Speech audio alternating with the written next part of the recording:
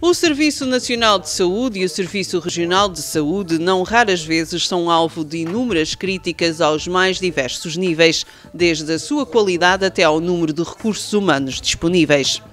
No entanto, se compararmos o serviço de saúde português com o de outros países, o cenário pode não ser tão negro como se julga. À margem do Congresso de Endocrinologia e Nutrição dos Açores, o professor João Breda, chefe do escritório da OMS para doenças crónicas não transmissíveis, faz uma análise comparativa e explica os aspectos positivos do Serviço Nacional de Saúde. Bom, nós já queremos sempre melhorar, não é? E obviamente todos os serviços de saúde têm ineficiências e podem sempre melhorar. No entanto, o Serviço Nacional de Saúde português e também, ao mesmo tempo, o Serviço Regional de Saúde, que é inspirado nos mesmos modelos e nas mesmas guidelines. A verdade é que os cuidados de saúde portugueses, que são baseados no sistema de cuidados de saúde primários e de melhorar esse sistema, são dos que têm uma melhor performance, são dos melhores ao nível internacional. Quaisquer que sejam as análises e os índices, o Serviço Nacional de Saúde em Portugal deve-nos orgulhar sempre, porque tem uma performance que é, sobretudo, normalmente acima da média no contexto europeu. É, em princípio, gratuito, não é? Tem todas aquelas... procura combater as desigualdades, procura ser eficiente e democrático no acesso. Nada é perfeito, mas seguramente funciona muito bem. Tem também uma aposta forte na área da prevenção, em termos de interação com a população. São muitos anos de saúde materno-infantil, são muitos anos de médicos de família, e isso faz de Portugal um país com enorme sucesso. Quando comparamos, digamos assim, os níveis de desenvolvimento do país, em termos gerais, com o nível de desenvolvimento dos cuidados de saúde, os cuidados de saúde são sempre um motivo de orgulho, porque temos um serviço de saúde que provavelmente em Portugal até é melhor do que aquilo que seria de esperar, atendendo à riqueza que o país produz. Portanto, o exemplo português é olhado por outros países lá fora como um exemplo, como uma inspiração, como talvez um exemplo a seguir, etc, etc. Por outro lado, a forma como Portugal tem abordado as doenças crónicas não transmissíveis também merece destaque. E, portanto, também a forma como lida com as doenças crónicas não transmissíveis, o caso da diabetes, o caso da hipertensão arterial, o caso também a forma como tem vindo a lidar com as questões da obesidade infantil. Portanto, nessa matéria, não é perfeito, naturalmente nada é perfeito, mas tem havido um progresso absolutamente substancial.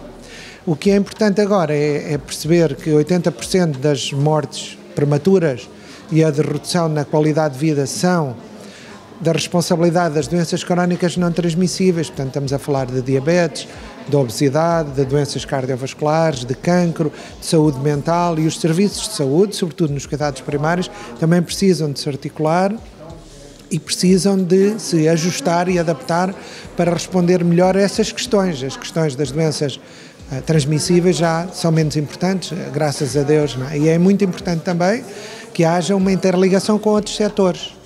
Como foi dito pelas entidades que participaram na abertura do Congresso, o Sr. Presidente da Câmara tem uma visão muito clara que é necessário trabalhar de uma forma intersetorial. Nós podemos ter os melhores cuidados de saúde, os melhores profissionais, mas se temos publicidade de alimentos não saudáveis dirigida a crianças, se não há oportunidades para praticar atividade física, se temos legislação que é relativamente incipiente na área do tabaco, por exemplo, ou se os jovens têm acesso a bebidas alcoólicas de uma forma facilitada, quer dizer, é muito importante que outros, digamos, fatores, designadamente económicos, sociais, também sejam trabalhados. Portanto, há muitos aspectos ligados à saúde que estão fora da esfera da saúde. E como é que eles se influenciam? Portanto, o Serviço de Saúde já faz quase o máximo que é possível fazer. É importante que as outras áreas agora contribuam. Um contributo que assume grande importância, atendendo aos objetivos que em termos nacionais têm sido traçados. Os países querem atingir os objetivos do desenvolvimento sustentado, os chamados Sustainable Development Goals. Para isso é necessário que se articule todas as áreas e que não só a saúde contribua. Saúde não é só os serviços de saúde, saúde é sobretudo o que é que todas as áreas, desde a agricultura até às finanças, podem fazer pela saúde. A nível Açores, as taxas de obesidade e diabetes têm assumido valores preocupantes no todo nacional. Todavia, o trabalho desenvolvido tem permitido inverter a situação. Um cenário que também merece uma análise de João Breda. Como foi dito, a diabetes é um problema e de alguma forma, uma forma teimosa, continua a ter prevalências importantes nos Açores, assim como em Portugal de uma maneira geral, mas no caso da obesidade infantil, que é uma boa notícia para o futuro em termos da diabetes, porque a obesidade é o principal fator, digamos assim, um dos principais, se não o principal, na gênese e desenvolvimento da diabetes. Nessa matéria há boas notícias. Os Açores têm prevalências ainda muito elevadas de obesidade infantil, mas praticamente nos últimos anos, desde 2007, reduziram praticamente 10% a prevalência da obesidade infantil, que é absolutamente único, uma redução substancial e com certeza vai trazer benefícios no futuro.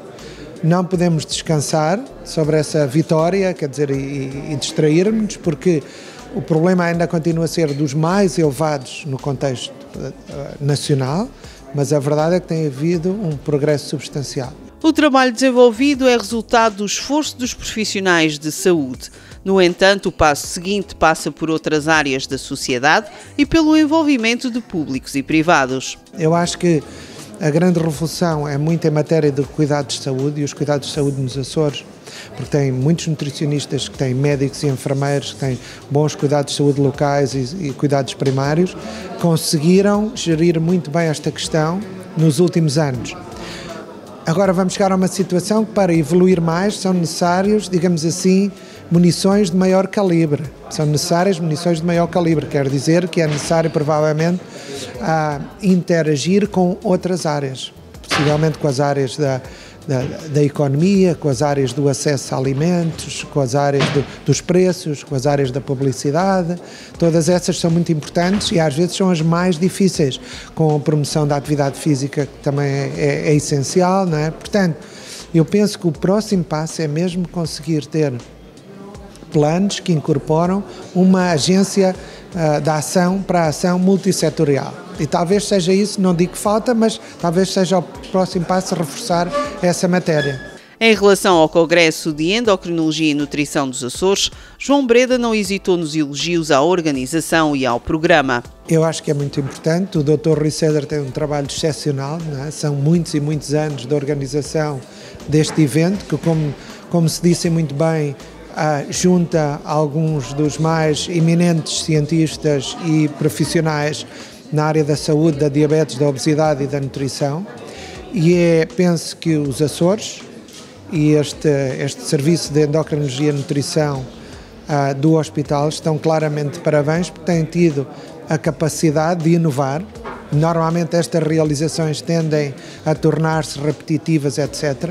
Neste caso não é isso que acontece, vê-se continua a atrair muitos jovens profissionais, continua a atrair as entidades nacionais, regionais e também internacionais, e por alguma razão, é porque o Congresso efetivamente tem a capacidade de gerar novos interesses e de abordar questões essenciais, questões mais avançadas e, digamos assim, inovadoras em matéria de lidar com as questões da alimentação, da endocrinologia, da diabetes e da obesidade. Portanto, este Congresso, eu diria que é o único no panorama nacional, porque consegue manter uma aderência e uma novidade absolutamente extraordinária. Seguramente a personalidade tem a ver com...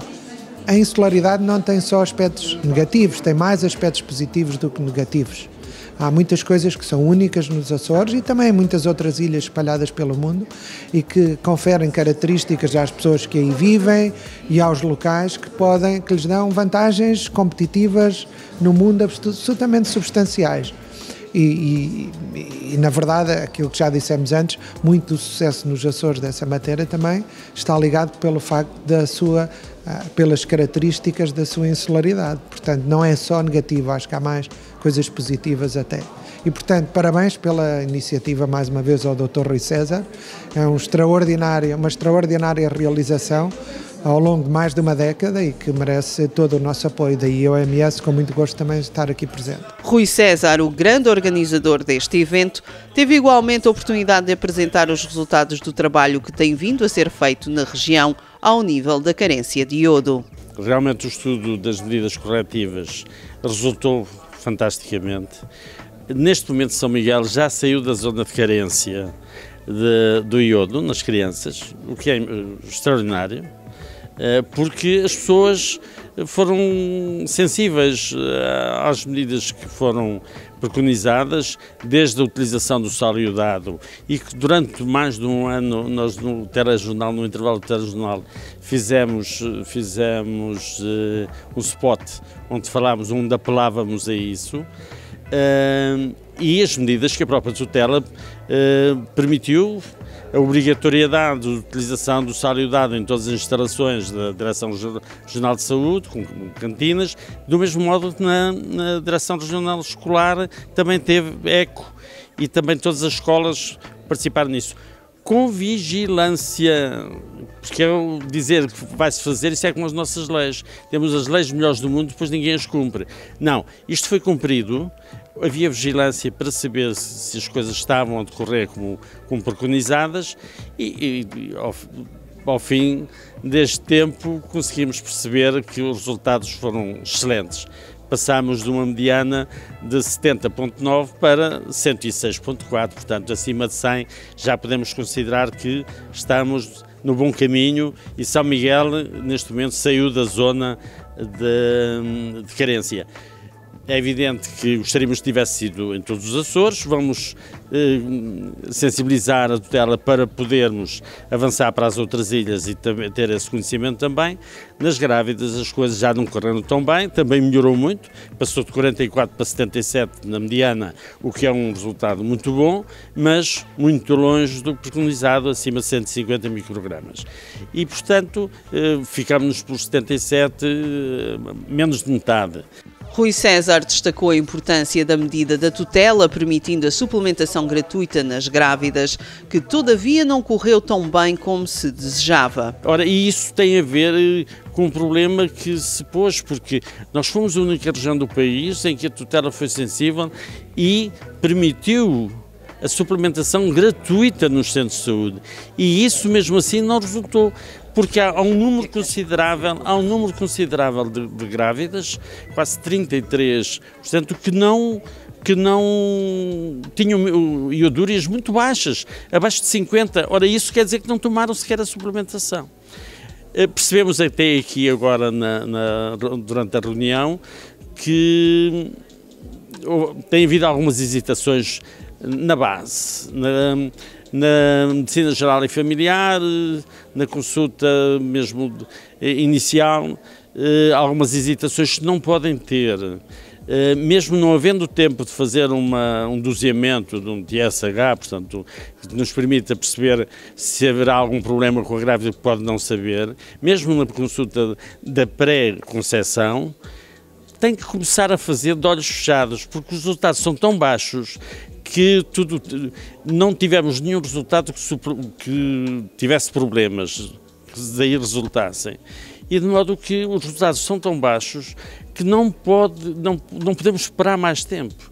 Temos que utilizar as ferramentas que nos dão e as pessoas não utilizaram. Portanto, a própria medicina geral e familiar e mesmo os obstetras que estão mais próximos destes problemas têm que ser mais sensíveis à insistência destas grávidas ou mesmo em pré-conceição para utilizar a suplementação, que é assim em toda a parte do mundo. Isto são recomendações da Organização Mundial de Saúde, não fomos nós que inventamos. Em termos futuros, Rui César acredita que o cenário será bem diferente e que este será um problema ultrapassado. Se adivinhássemos era fácil, mas estou convencido que as coisas vão evoluir para melhor, porque voltamos quase à base. Há 40 anos deixou-se de ter essa prática de suplementar e de usar o sal iodado. Havia bolsas no país muito más de hipotireoidismo e até de cretinismo, como era para lá do Marão, em Trás-os-Montes, na Cova da Beira, na Serra do Caldeirão, no Algarve. Isso diminuiu com as campanhas que se fizeram na altura em 60, na década do século passado, e foram abandonadas nos finais da década de 70.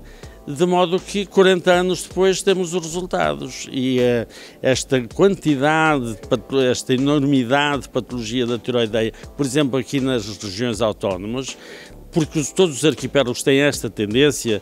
Cabo Verde também teve o mesmo problema, em São Tomé e até nas Canárias. O número de bócios que existem de nódulos tem a ver com esta carência de iodo. O desenvolvimento cognitivo das crianças é importantíssimo, sobretudo nos primeiros 3 meses da mãe que está grávida. Se não fizer esta suplementação, se não tiver um iodo recomendado, vai ter problemas no desenvolvimento do feto, no desenvolvimento cognitivo da inteligência. Nenhuma mãe quer que as suas crianças sejam menos inteligentes, com certeza. Um estudo pioneiro apresentado agora nos Açores, mas que a nível nacional ainda está longe de ser uma realidade. Pois, e isso nos dá satisfação, realmente, mas porque temos apoios de todo lado e a nível nacional o professor Eduardo Limber sempre nos apoiou. E até esta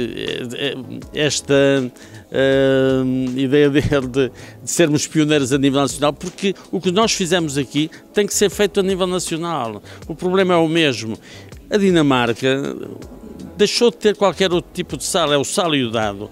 O Canadá deixou de ter qualquer outro tipo de sal, é o sal iodado. É esse que é disponível. Cabo Verde resolveu o mesmo problema do mesmo modo. Não tenham medo do sal. O sal é muito exagerado no nosso país. Nós usamos 2,5 vezes mais sal do que será necessário, mas o pouco sal que nós usarmos, os 5 gramas diários que nós usarmos, deve ser iodado. Isso é que é ter em conta. O iodo é um nutriente essencial para a saúde humana. Ingerimos-lo através da dieta e a glândula tiroideia retira-o do sangue para, a partir dele, sintetizar hormonas indispensáveis à regulação de inúmeros e importantes processos metabólicos que incluem o crescimento ou a manutenção da temperatura corporal, entre muitos outros.